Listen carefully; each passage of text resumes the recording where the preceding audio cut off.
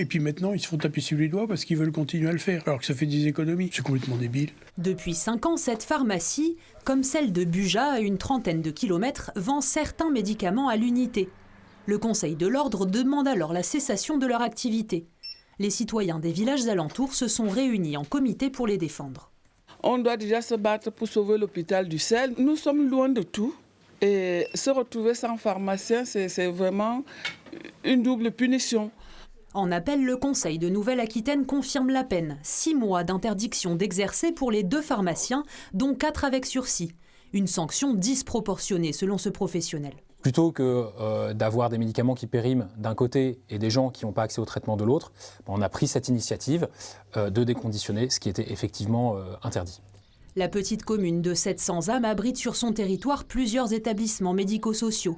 Pour le maire, la fermeture programmée de la pharmacie désavantage ses administrés. Il y a énormément de gens qui ont besoin de médicaments et qui vont être obligés de se déplacer alors à la Courtine, à Ussel ou à Perlevade ou ailleurs pour aller chercher des médicaments en sortant de chez le docteur de la commune. Voilà, donc effectivement c'est particulièrement préjudiciable pour nous, quoi. Les 2 pharmaciens ont jusqu'au 20 juin pour se pourvoir devant le Conseil d'État, sans quoi ils devront cesser leur activité pendant 2 mois à compter de septembre.